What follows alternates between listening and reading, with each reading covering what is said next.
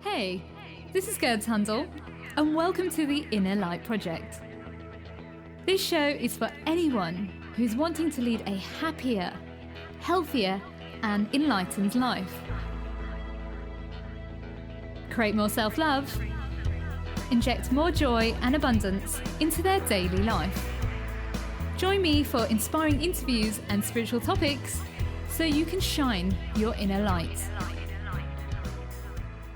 Hello and welcome to the Inner Light Project. My name is Gerd Handel, and today I want to share with you someone who is a next generational leader in the field of personal development.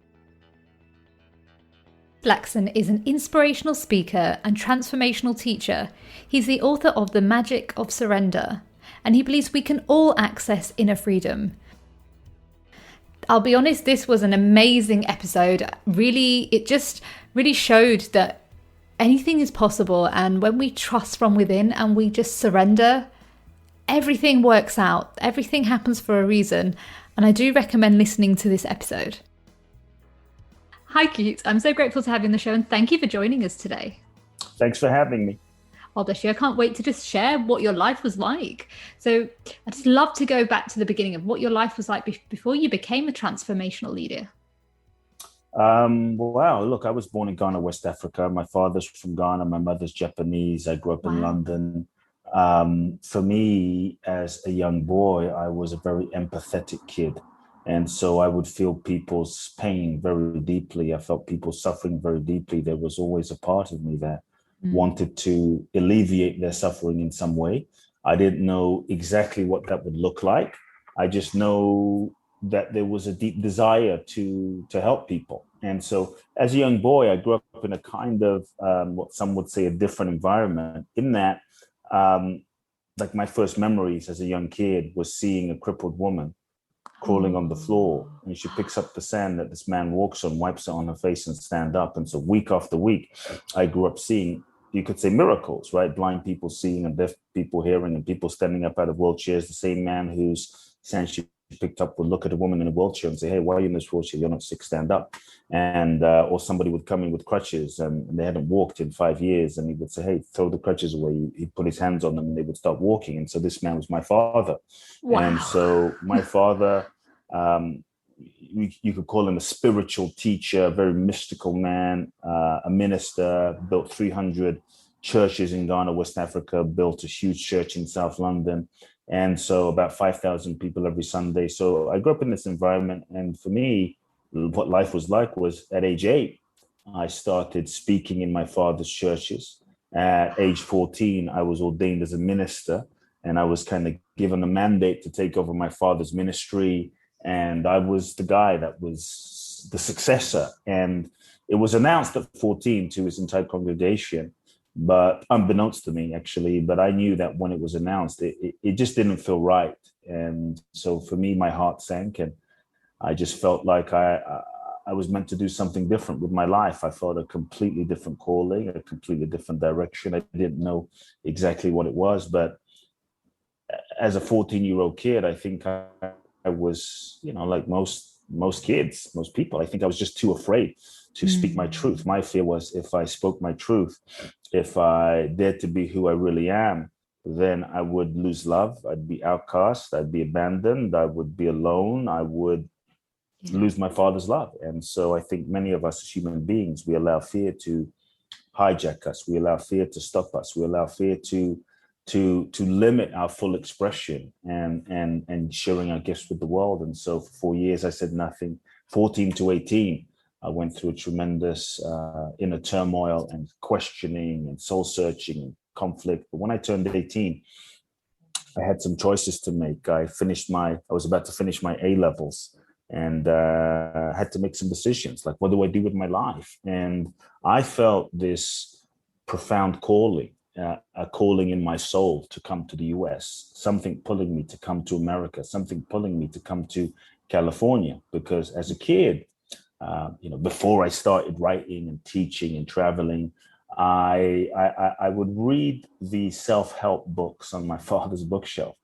And he had probably, 1,000 books on his bookshelf, everyone from the Western spiritual teachers like Wayne Dyer and Louise Hay and Mm. Marianne Williamson, to the Eastern mystics, people like Maharishi Mahesh Yogi, Krishnamurti, Osho. So I grew up reading all Wow. of this stuff. And for me, it was my obsession. I'd come home, I'd do my homework, I'd go read, I would meditate, and this was my life. And so I felt this calling to come to America, specifically Southern California, Los Angeles, because this is where all of the authors and teachers that I had read books about happened to live.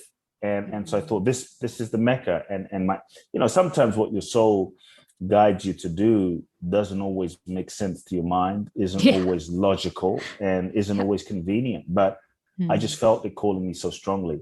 And I didn't really know how I was going to come here. And I chose not to go to university. And so I looked into my future, and I saw that I could follow the expected path, Mm. and follow the path that was already preset and carved out for me.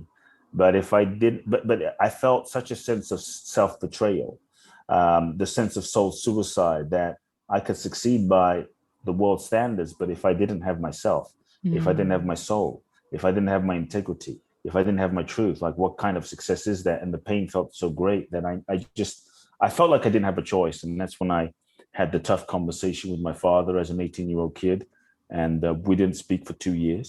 Wow. It was deeply challenging and heartbreaking. And sometimes people think that when you find your calling and purpose, life is easy and everything is smooth. But I No. think sometimes when you find your challenges, when you Yeah. find your purpose, like the challenges of life start. And I think those challenges are really soul tests that we get to go through in order to grow and evolve, and develop the mental, emotional, psychological, spiritual muscle, so that we can Mm. fulfill what we're here to do. And so, yeah, we didn't speak. And longer story short, I ended up winning a green card in the green card lottery. And that's what enabled me, true story. And that's what Wow. enabled me to come to the US, and two suitcases, $800, knew no one in the country, and just showed up as an 18-year-old kid, and started following, went and found many of the authors and teachers, went to their seminars. I studied with some of them. And then a few years later, what really created a shift in my life that I think set me on the path was I I started traveling. I went to Mm. Thailand, studied with some monks, went to Israel, studied with some rabbis, ended up in walking the Camino in northern Spain. And then I ended up in India. And it was just for Wow. me, my time in India, that I would say cracked me open to a deeper sense of who I am and what my purpose was in this life.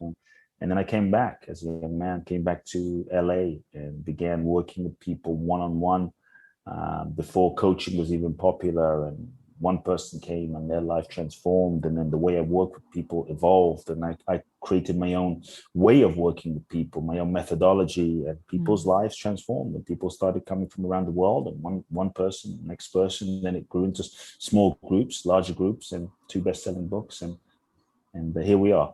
That's the short version. Wow.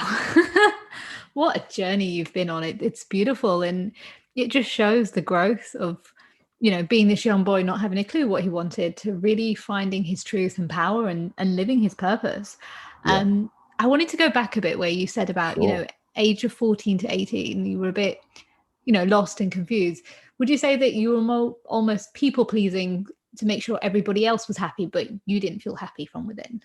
Yeah, as a young kid growing up in my father's church with a spiritual teacher, basically for a father, a preacher, a Mm. minister, um, there was, it wasn't said, but there was this sort of um, Expectations? expectation, unspoken assumption of who I was Mm. going to be. And Right. with that came a kind of responsibility for being like the minister's son, the holy man's son. And so, in an unspoken way, as a young boy, I felt like I needed to be the perfect son, the perfect kid, the Mm. responsible one, the one that took care of everyone, the appropriate one. And so with that came a lot of pressure, even though I didn't think about it at the time. But looking back, I think with it came a lot of pressure and responsibility and obligation and expectation to be the good son. And so yeah, I would definitely say there was a part of me that wanted to please people and make people happy in order to get love, validation, and approval, to fit in ultimately. And so, yeah, that's how I grew up. Indeed. I guess as well, like, you're saying that you felt a lot of empathy, and I'm sensing that you're like a highly sensitive person. So you were, I guess, picking up a lot of people's emotions, and when people don't understand, sensitive children, like, even though we're all sensitive, right? It's just the way society is. I guess you might have people pleased because you wanted to fit in and make sure everybody liked you. Yep. Yeah. Yeah, for sure. So I wanted to be, and it's interesting because even in school, I was the kid that was able to get along with the naughty kids, and I was the bullies, right, and the sort of outcast. But I was also the kid that was the school prefect, and able to get along with like the good kids and the intelligent ones and the popular ones, and so what was funny was. So there was a kind of gift in the ability to know and adjust myself and maybe be a chameleon of sorts as a kid. And what was funny was the teachers sometimes couldn't keep the kids in check, so they would ask me to sort of like sort the kids out. And so there were gifts in that, and I think part of that gift, part of the limitation, becomes when we turn that in on ourselves, and we kind of betray our truth, betray our integrity, betray who we are, become who we think we need to be in order to fit in, get love, validation, approval, which is really a survival mechanism.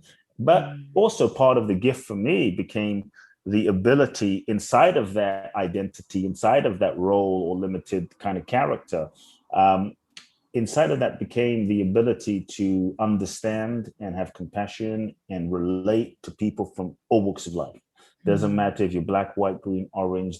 I had the ability to relate to you and go into any culture in any setting and fit in and connect with people no matter what background. And so that was a blessing at the same time. So I think inside of our roles and the ways in which we've been conditioned, even inside of our pain, there is a gift, and then even inside of that we can find our purpose. 100%. I relate with everything you're saying because I'm a very highly sensitive person as well. And growing up, I was like you said, the popular kids, the quiet kids. I got along with everybody, even the teachers. It was very strange when because when I look at other people when I was growing up, they were just like in one group, but I was like going everywhere. And also, I don't know if you had the same situation, but like growing up, everybody would come to you, a stranger, even like elderly people would come to you and just share their life problems with you, and you were just like a child, and you're like, oh, okay, and you're giving them wisdom, but you don't know where it's coming from. It's being channeled through you. So I get where you're coming from. It's amazing, and obviously now I understand the gift, but I think when you're growing up, it's seen as weird, so we don't really understand what it is, so we kind of shield it and protect ourselves away from what people think. Yep, absolutely. So, you went on this journey, you found yourself, you moved to LA. How are you now helping people to access their inner freedom? How? Wow, it's been something I've been doing for 20 years. Wow. If there's something more specific about that, I can really go into that. But it's really been a 20-year path. Over the last 20 years, I've had the opportunity of working with people from all walks of life and, all backgrounds and, all industries, you name it. I've worked with them: billionaires, celebrities, presidents, mayors, athletes. I started out working with people one-on-one, and small groups and large groups. So it's what really, I don't coach people, I uncoach people, I unteach people, I untrain people, because I really believe that at the core of our being, we are all, in our essence, we're whole, we're perfect, we're complete already. And so, if you look at children, a child is born, and we are born in touch with our divinity, in touch with our essence. Every child is in touch with their pure light. You look into a baby's eyes or a very young kid's eyes, and they radiate something very pure and very special that's not conditioned by life and society yet. And I think we all had that. We all were in touch with that purity, that innocence, that light, that love, that freedom is available inside of us all. And so what the hell happens as we grow up and become adults? And we're born these pure beings, and then essentially we meet our parents, and they're just doing the best that they can do based on their conditioning and their upbringing, their parents and society and religion and culture and media, and so we're born into a preset pattern of conditioning. And maybe dad was an alcoholic, and maybe mom had mental health issues, and maybe they were fighting all the time, and maybe they were just great people, but they didn't know how to meet our emotional needs in some way. And so that was painful. And so as children, in the human experience, we all have some trauma, some pain, some dysfunction. Maybe we weren't loved in the way we wanted to be loved. And so there's some level of something that we all go through in this human incarnation experience. And so what starts happening is, as children, often unconsciously, two things. The first thing is we start learning all sorts of strategies and survival mechanisms in order to disconnect, shut down, not feel the pain. And so we suppress layers and layers and layers and layers and layers of feeling, and before you know it, layers and layers of unfelt, unprocessed, unacknowledged, suppressed feeling begins to build up. And our true light, our true essence, our true magnificence gets hidden underneath the layers of unfelt, unprocessed emotion and feeling.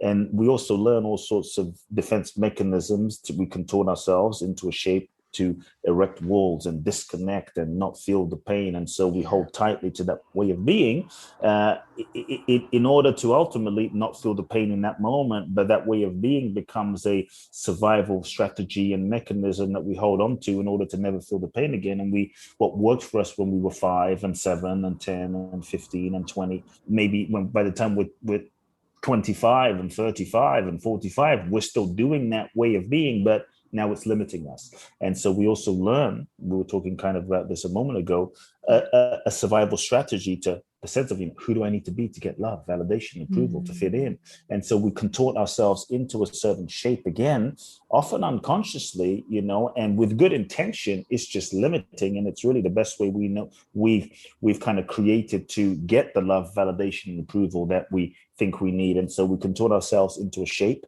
and we become a person or a persona, an identity, assuming a role and an identity of who we end up thinking that we are. And we hold tightly to this pattern, this construct, this way of being to get the love, validation, approval. As I said, for me, becoming the nice person, becoming that people pleaser, becoming the kind one, becoming the responsible one. Nothing wrong with that. But when that becomes a role, it can become a limiting character that we so identify with that we don't have the freedom to be anything else, even when we're not feeling that. And as a result, we end up betraying parts of our authenticity. And so, in so many ways, we become a person that we think we are as adults, not realizing that what we've become is not who we really are. What we've become is a set pattern, a constructed pattern of conditioned responses that we hold on to, that's been reinforced by parents and society and media and religion and life and those around us. And it's become reinforced. And that's how we've learned to get love, validation, to protect ourselves, even to succeed.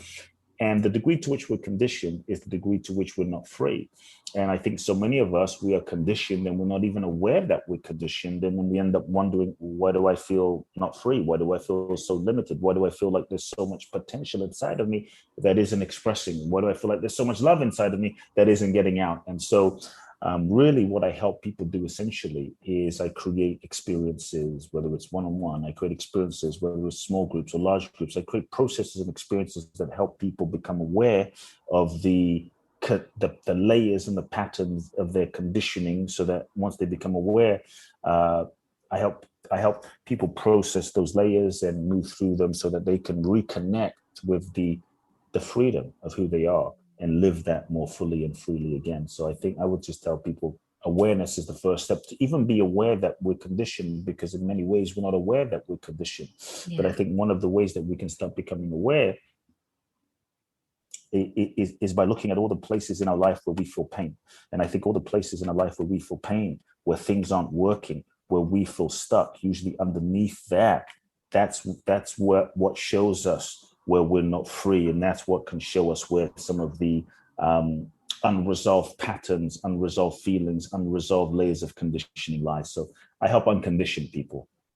I love that. And I think it's so important what you're saying, because that's why a lot of people get angry as well, because they've put on this role of, like you said, like a people pleaser or like a sacrificer. And so when things don't go their way, they get so angry, but they don't realize that we're never in control of anything. Yeah. Like the key is to surrender, because there's already a plan out there made for us, and we just need to trust that process. But we haven't been raised that way to trust that process, because we've been raised to follow, like, this is the way of life and you must follow these rules and regulations. Absolutely. It's just crazy, isn't it, when you think actually life is so simple? We've just complicated it as humans. Yeah, we end up resisting the flow. We end up resisting surrender. We end up resisting change. And I think when we understand the nature of something, it starts to shift our relationship with life, our relationship with resistance, because what resists change and what resists flow and what resists reinvention in this mechanism of resistance is the ego. And the ego being that which we believe ourselves to be, the ego being our perceived sense of self. And we've been conditioned by society, media, religion, parents, life experience to believe that we are the ego. And the truth is, we are not the ego. And the degree to which we believe we are the ego, the sense of identification, is the degree to which we're not free, and the degree to which we tend to resist, because the ego's job is to reinforce its existence. And the ego's job is to make sure we don't get hurt again, like we were hurt when we were 5. And like we were hurt, we don't feel that helpless again. We don't feel that powerless again. We don't feel that abandoned again. We don't feel that much pain again. We don't feel that much, suffering again. And so this is the ego's job. And so the ego, our perceived sense of self, it seeks to control everything and everyone, because it feels like if I can control everything and everyone and control life, control everything, control what's going to happen, control the future, control the past, control how you perceive me, control what my wife, spouse, kids, the government, whoever is going to do, then I won't get hurt again. And so, it's when we really understand that, this is the nature of the ego. It's its nature. Then I think we can shift our relationship to it, to not like judge ourselves and fight it, but realize that it has good intention, and this is what it's trying to do. When we really see that, then we can stop resisting it and fighting it and judging it, because there's often this philosophy of like, you got to annihilate the ego. The ego is the enemy. It's wrong. It's bad. Get rid of it. But all that does is tend to reinforce the ego even more. And when you understand that the ego is not a thing, it's not a thing. It is a process. It is a process of identification, no different than a bicycle is a thing and the act of pedaling is a process. So it's a process of identification with beliefs, with stories, with pain, with hurt, with trauma, with history, with memories from the past. And the more we identify, that is ego. And its job is to protect us. And when we realize that we don't have to fight it anymore, we can see the resisting patterns for what it is and recognize that we aren't that resistance, and actually begin to observe our patterns and begin to meet ourselves with love, and meet ourselves with compassion, and meet ourselves with tenderness and kindness and empathy, because that's when the healing happens. When we can meet those patterns and because underneath ego is fear, and when we can meet those patterns that we previously identified as us, as me, with love and compassion, then those patterns can relax. And I think that's what's important. Our ego isn't the issue. Our relationship with ego is the issue, not ego itself. That's amazing. I can see what you mean. Because you need a Mhm. little bit of ego just to boost you, but not to the extent where it's fear, like you said. Yeah. Yeah, gosh, yeah, wow. Yeah, so yeah, just to clarify, like ego isn't the problem. Ego is just that's why I said when you understand the nature of something, it can shift your relationship with it. Ego is neutral. It's Mm. not good or bad. It is just a vehicle. It's the vehicle that your soul uses in this physical life incarnation to function. So we all have an ego, and what's important is that we just have a healthy relationship with ego, right? And so if you were to, let's say, meet the Dalai Lama on the street, many would consider him a wholly enlightened being, and Mm. you were to say, hey, Dalai Lama, he would turn around and say, yes, that's me. And so in order for him to do that, he has to have an ego. Otherwise, he wouldn't even turn around and notice. You'd just say Dalai Lama and he would just be blank, right? And so Yeah. but the relationship with his own, shall we say, Dalai Lama-ness and that identity is what's key. And Mm. so ego is not an issue. It's just a vehicle with which we use to function. It's just when we get identified and so attached to our ego that's the problem. Like if the Dalai Lama were to be like, hey, do you know who I am? I'm the freaking Dalai Lama. You need to bow to me. Why aren't you not, Yeah. now his relationship with his Dalai Lama-ness has become so over-identified, and he's become Mm. full of. That's when we tend to say they're full of ego, they're full of themselves. But you can be Mm. full of ego in reverse. Yeah. So humble and so playing small and so like, no, I'm not worthy. You're the great one. That's just as ego identified as the opposite. And so Mm. it's just about having that healthy relationship with ego. Ego is not good or bad. It's neutral. It's just a Yeah. vehicle. And having right relationship with it is key to recognize you're not the ego, but the ego is just a vehicle for us to. It's just in our culture. So much of our culture tends to reinforce the ego identification attachment. You are this person, and you are this body, and you are your accolades, and you are your degree, and what school did you go to, and what size waist do you have, and what watch do you have, and what car do you drive, and what's Mm. your net worth, and success, Instagram, perceptions of beauty. And so ego is perpetuated, and we're hypnotized with the sort of egoic, hyper egoic conditioning by advertising and media in order to be sold stuff, right? And so I think when we just have to be really truly aware of who we are and what we are really to really be Mm. free. That's true. It's just knowing your own inner power and just trusting Yes, that. yes. I'd love to talk about your new book, The Magic of Surrender. Sure, yeah. So, It just the paperback just came out. The mm. Magic of Surrender. This was not the book I thought I was going to write. Oh. I had all sorts of other plans to write another book, and there were many other books I wanted to write, but this, and it just goes to show that sometimes you have a plan and life has a whole other plan. And so I had to surrender to the book about surrender and realize that the book had a soul of its own, and there was a book that was seeking to be written, and Mm. there was a book that was seeking to that had a life of its own that I just had to surrender to. And when I really surrendered, then it flowed. When I really surrendered, then um, everything kind of downloaded. Everything about my life makes sense, and I realized that my entire life had been preparing me to write this book. In our culture today, we have this, I would say, misconception that surrender is weak, surrender is passive. That if you Mm. surrender, you're going to be a victim, you're going to be a doormat, you're going to be taken advantage of. That if you surrender, you won't Mm. manifest your goals, dreams, and desires. It's giving up, it's waving the white flag. That if you surrender, you get less in life. And really, what I'm saying is, I want people to reframe surrender as something passive to something active, to something amazing, to something inspiring. And if you surrender, what if you didn't get less, but you actually got more than you Mm. could have planned, and more than you could have imagined, and more than you could have intended with your ego's logic and ego's capacity to make things happen and manifest?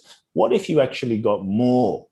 And the more was better. Maybe not what you expect, but better. And so what I'm really saying is that surrender in the truest, purest sense is the most powerful thing that you can do. Surrender is the key to your next level. Surrender is the password to freedom. If you look at the truly, let's say, great ones, Jesus, Buddha, Gandhi, Mother Teresa, Mandela, Martin Luther King, Bruce Lee, Muhammad Ali, amazing people that were powerful in their own unique way. They all surrendered themselves to life. They all surrendered themselves to the universe. They all surrendered themselves to their deeper purpose, to their deeper soul's impulse. And when they surrendered, it was as though they transcended themselves. When they surrendered, they went beyond themselves. When they surrendered, they were able to tap into another dimension of their potential, another dimension of their own of life's potential. And I think what we found is life was able to express through them and manifest through them and use them in ways that they couldn't have done on their own. And so just to clarify, surrender is to let go of control. Actually, I should say is to let go of the illusion of control, because I think control in so many ways is kind of an illusion. Control being that master for the reasons we spoke about related to the ego. And so I think in so many ways, the last few years have shown us that maybe we're not as in control as we thought. And so surrender is letting go of control. And I think that the last few years as a humanity, we've been put into a surrender seminar, and we are being initiated into a whole new way of living that is less about the ego-based way of like creating your life and more living in alignment and harmony with soul and your own truth and with the universe. And so surrender is when we stop trying to force and manipulate life to fit our limited idea based on our ego. It's when we give up the idea of who we think we are. It's when we give up the idea of who we think we should be and how we think life should be, so that we can truly take the limits off of life and be available and be open and be receptive to the authentic life that is seeking to express, the authentic flow of life that is seeking to unfold for us. And I think when we truly surrender, we're open, we're available, we're not limiting life in any way, we're not attached in any way, we are open to the infinite possibilities of life. And I think that's when the magic happens. So that's why I say, if you want more magic in your life, magic is like that which is beyond your wildest dreams or beyond your mind's capacity to imagine what's possible. If you want more magic, you have to surrender. But in so many ways, because of our ego's resistance, we don't surrender. But to me, surrender is really that key to that next level of freedom and possibilities.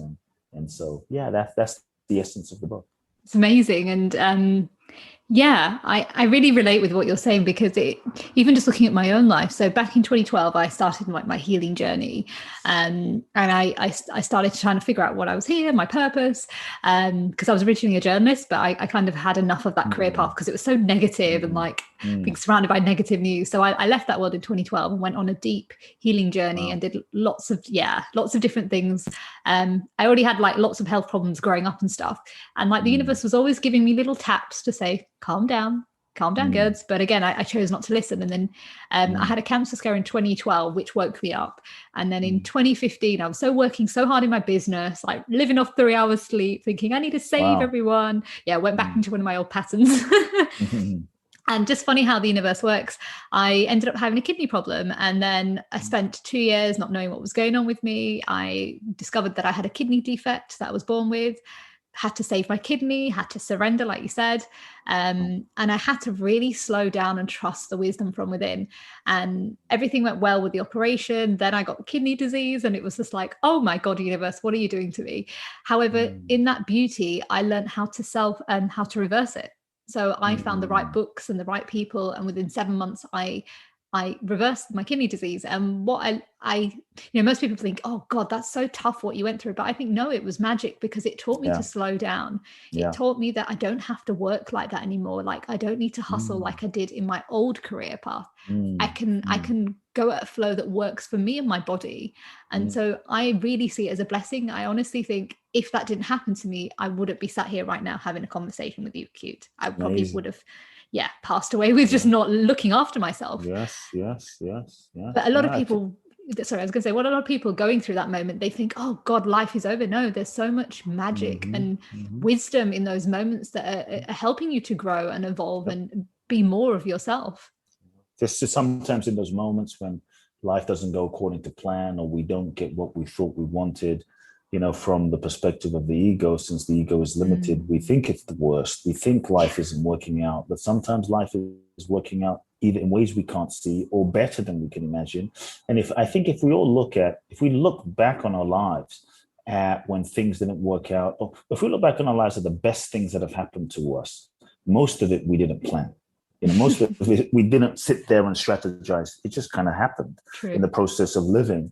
And so I think when things don't go according to plan, we tend to fall into a pattern of either feeling like a victim, feeling like we're cursed, feeling disempowered, feeling something's wrong. But I think part of surrender is the willingness to step back and not be so quick to judge and put a meaning to something, but instead get curious. Curiosity is a key quality on the path of surrender. And curiosity is openness to say, I don't know what this is, but I'm open to finding out what could this mean? What could this be? And I think that's really part of the willingness to just be available. Like, what is life showing me here? How is it? Part of surrender is the willingness to allow life to lead you. And sometimes it leads you in ways that you just couldn't have even thought up. And that's when we live with that openness, then we begin to realize that everything is always working for our highest good. Even that seeming disease had a message, right? It was a messenger. Like, for me, the Magic of Surrender book was, shall we say, triggered. I didn't know it at the time, but my mother was diagnosed with stomach cancer. And this is the woman I loved the most, the woman that raised me. The woman was my everything. And when she was diagnosed with stomach cancer, it felt like the worst thing. And it was like the worst year of my life. And in a strange way, I got to sit with her in her chemo sessions. I didn't want her to do chemo, but this was her choice, and I respected her choice. I wanted her to do all these alternative therapies, but I got to sit with her in chemo for 8 hours and just talk. And I realized I haven't talked to my mom for 8 hours straight since I was like 5 years old. My God. And we just talked about life. And I started flying back and forth from LA to London literally every month for a week to sit with her. And then we would sit and have tea. And I realized I was so busy running around inspiring the world that I forgot to sit and have tea with my mom. We would sit and feed the birds in the park. And I'm like, I used to think this was a waste of time. And every moment became so precious and magical that I remember about 6 months into the process of my mother's cancer diagnosis, I looked at her and I said, because in that moment, I was full of regret, because I thought, shit, why did I wait until she was dying to really have this moment? And after forgiving myself, I looked at her and I said, this is really strange, but I really actually thank cancer for giving me this realization, giving us this time and this connection, deepened connection. Like, it was like, thank cancer. Obviously, I wish it didn't take this, but like, thank something that I would never have thanked looking back. And so, sometimes you don't know why things are happening, but things I really believe are unfolding for our highest good. And just, part of surrender is the willingness to be open to that, even if we can't see it in that moment. Like, my mother, she was amazing because she really inspired the theme of surrender. About 7 months into the process, the doctors finally said to us, I was in the hospital with her, basically they said, look, there's nothing else that we can do. So get your affairs in order, because you're going to die. And they say it in a very nice way. And, that moment is real. It hits you. And I felt very heartbroken. And I looked my mother in the eyes. And this was in the parking lot of the hospital. And I asked her 2 questions. The first one was, are you afraid? And she looked at me in the eyes and she said, my mother's a little Japanese woman. And she said, I'm not afraid. And she meant it, no cameras, no TV, no YouTube, right? It was just me and her in a car. And she said, no, I'm not afraid, because I know I'm not this body. that this body is the temporary vehicle for my soul, and this body will go. But what I am will not die, and I will be with you, guiding you from the other side. Wow. And I just broke into tears, feeling, the essence of what she was saying. And then I asked my mother, is there anything I can do for you in your final days? What can I do for you? I want to be a good son. How can I help you? How can I, where do you need to go? Where can I take you? What can I do for you? What do you need? And here's where it really hit me. My mother said, there's nothing I need and there's nothing I want. All I want is what God wants for my life. And in that moment, I understood the power of surrender. I realized that what she was saying to me was she was truly surrendered. Like, that was real surrender. She wasn't attached to living. She wasn't attached to dying. She was truly just open to the highest of her soul's journey. And she was free. Like, this entire year, she didn't cry, didn't feel upset, didn't feel like, just felt such a level of peace that I didn't even understand. And it was because she was truly surrendered. And I think that's the power. Like, surrender isn't something you just live on a yoga mat after yoga or in the Himalayas in India. But like, if you really surrender and accept reality as it is and participate fully with the experience, seeking to learn from it, seeking to grow from it as a soul, I think you can find tremendous freedom no matter what's happening. And that's the power of surrender. Gosh, yeah, that's so beautiful. And it just shows what your mum said. Like, we really are here to surrender. Like, there's no point having control. Like, it is what it is. And it's just accepting where you are. And your mum did that so greatly, just like, was in that moment with you and just made you realize that. And I guess it probably made your life easier later on as well. Like, instead of, how we do when, how hard times happen, like, why me? Why did this happen? But you kind of understood it, that, this is just part of the journey. Yeah, absolutely. Absolutely. Yeah. Wow. Yeah. She's an incredible lady. Yeah, wow. She was amazing. Wow. And we're coming towards the end of the show. I've just got a few more questions. But yeah, I don't know. I feel like this episode is almost like honoring your mum. I don't know what it's called. Yeah. I feel like she's a very calm and gentle soul, but very strong. And yes. You couldn't mess with her. Yeah. Gosh, wow. And what are your 5 top tips for someone who wants to tap from within but doesn't know where to start? Yeah, look, I would say that the first thing is, and to be honest, I think this could cover all of them, but I would say the first place to start is tell the truth to yourself, because I think it's one of the things that keeps us stuck are all the ways that we lie to ourselves. And I think as human beings, we are constantly lying to ourselves based on our conditioning. Sometimes we don't even know that we're lying to ourselves. We think that what we feel is what we feel, and we think that who we are is who we are.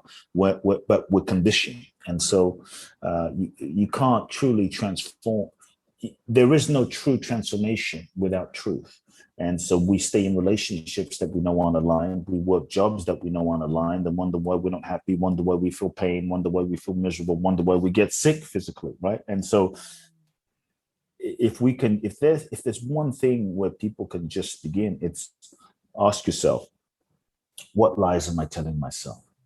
Just sit with that. Like, what lies am I telling myself? You have to want the truth more than you want what you have. And you have to want the truth more than you want what you think you want also. And so just get real. Like, if all someone did was begin telling themselves the truth. Now, what I will say is take the pressure off of yourself from having to take any action, because sometimes the pressure of having to take action or the fear of the consequence is where the ego comes in, and we start playing this game of confusion. Like, I don't really know what I feel. I don't really know what I want. I don't really know, when deep down we know. And so just tell the truth. The truth might be, I'm not in love anymore. It's scary, It's painful, but that's the truth. And just feel that. You don't have to leave the relationship, but just feel it. Just acknowledge it. That starts a process inside. I hate my job. You don't have to leave, but just start that. That begins a process inside. And so to me, the truth is what sets us free. And ask yourself, like, what am I pretending to not know? And what is the cost? And just be willing to take time to feel the pain, to feel the pain of the lies that we're telling ourselves. Don't we tend to distract ourselves, drink it away, smoke it away, drug it away, social media it away, meditate away. But I think that just perpetuates us staying stuck. And so I think if people can just sit with the pain and feel it, knowing that that pain is a messenger, that pain has a message that we need to listen to, and it's trying to get our attention to show us a part of ourselves that we either not listening to, not in integrity with, or need to realign. And so feel the pain, acknowledge the pain. That's a place I would really invite people to begin as a whole. And I think honestly, if we did that, life would transform, life would change really, really radically and profoundly. Maybe not like in an instant, but very soon. You know, many of the things we meditate about, journal about, would start dissolving if we just started telling ourselves the truth and feeling that and sitting with that, because it would only be a matter of time until we started taking action. The other thing I would say, so there's a few things there, but the other thing I would say is just remember that you are going to die. Like, you're going to die. I'm going to die. You're going to die. Not to be, that morbid here, but Yeah. it's the only reality. Yeah. Like, we somehow live as though we're going to live forever. And the truth is we're not. Jesus died, Buddha died, Bruce Lee died, Muhammad Ali died, like all these great ones died. If they died, we're going to die. And I think the more we're able to just, I say, every day, feel your death. Hold it close, like meditate on it, feel it, bring it close, breathe it in, and use it as a kind of reality check, sobering reality check, to remind you of the preciousness of this moment.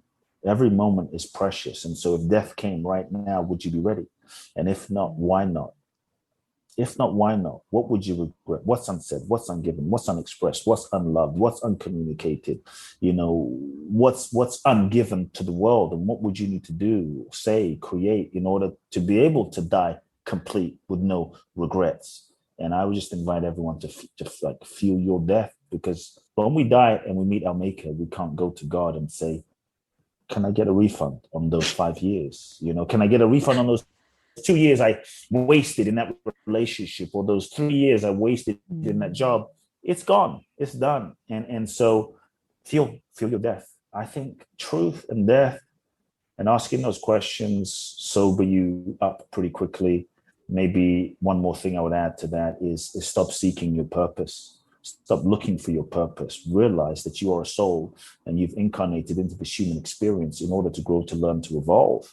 And that life, all of life, is the evolutionary school for your soul's evolution. That every situation is part of your soul's curriculum. So if you see life from that perspective, then the purpose of life is your growth and evolution, becoming more of who you truly are, realizing your true self, your true identity, your true essence. If that's the case, then every moment of your life is really your purpose, so long as you're growing and you're evolving.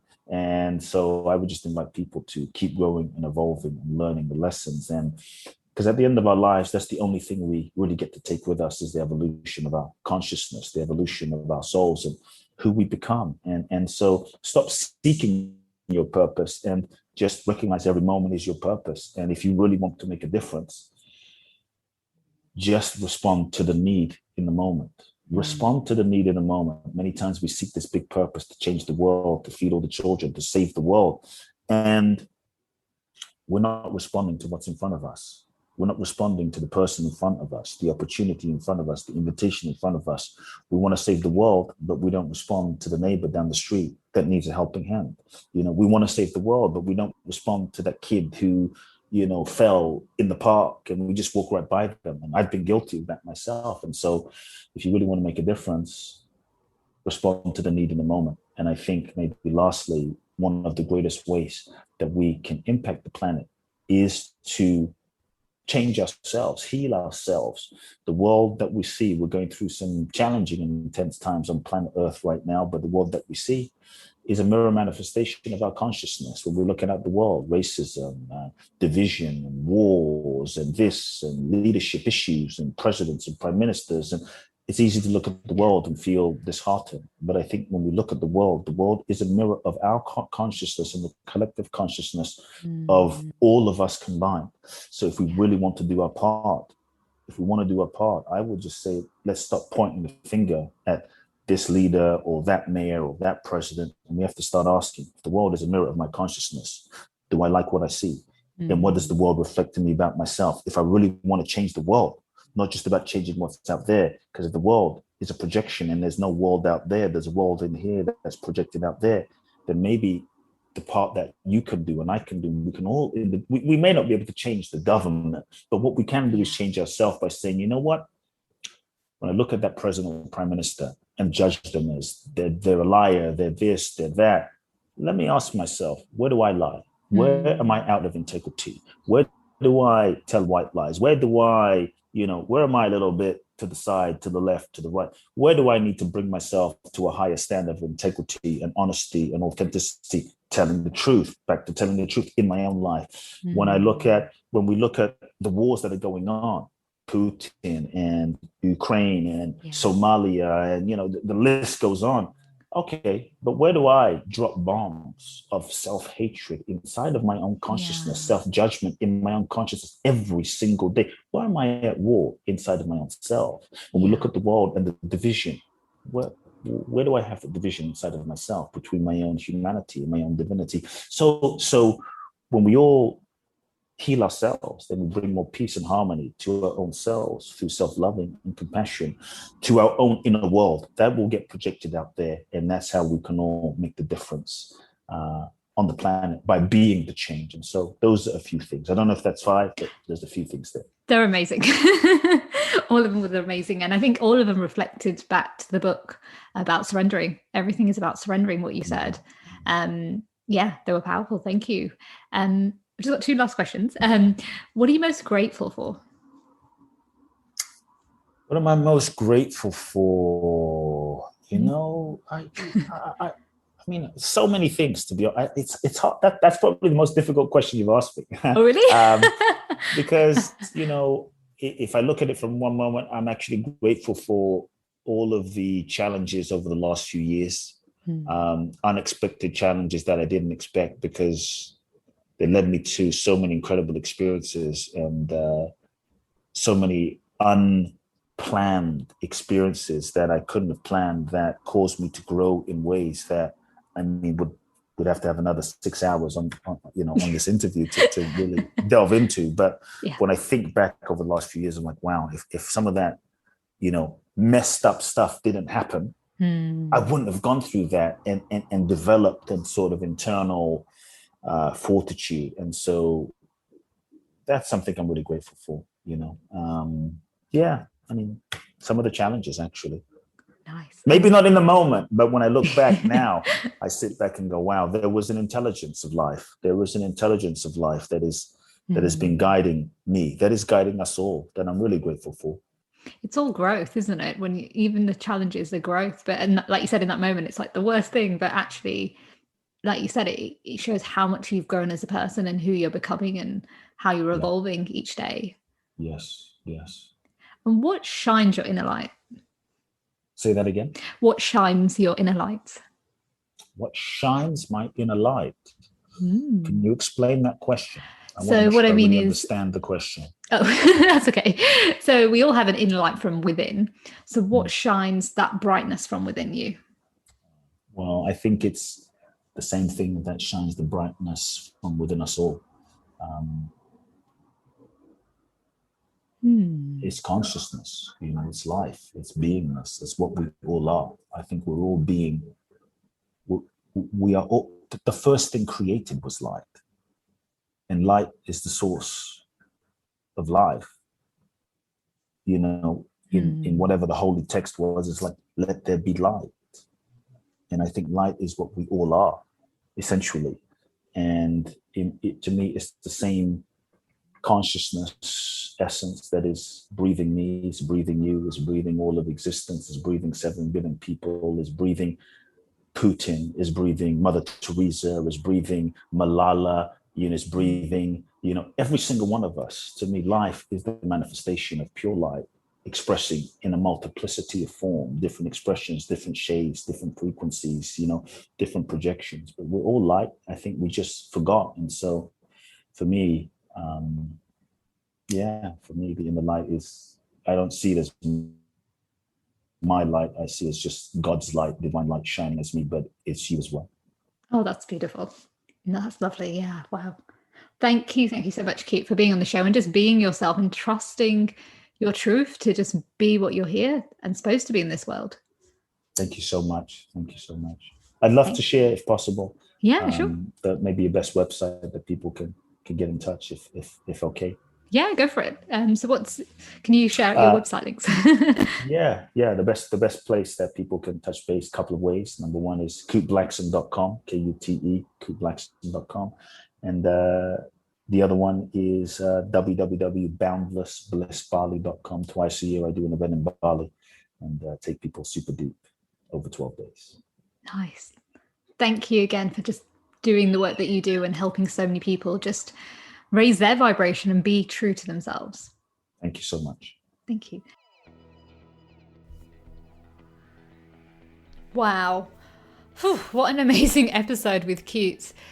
Just so much wisdom in this episode and just so much knowledge that we truly are powerful beings and that we can shift anything when we have the right tools and just resources to really take our power back and really surrender from within. It just really reminded me of my own journey as well, of how far I've come. Unfortunately, that's the end of the show. Before I leave, I want to leave you with this quote. Surrender to what it is. Let go of what was. Have faith in what will be. That's a quote by Sonia Ricotti. Take care, my sisters. Bye. For more information about the show or how to trust your inner light, visit my new coaching program at gerdshandel.com. And remember, stay happy, stay healthy, stay lit.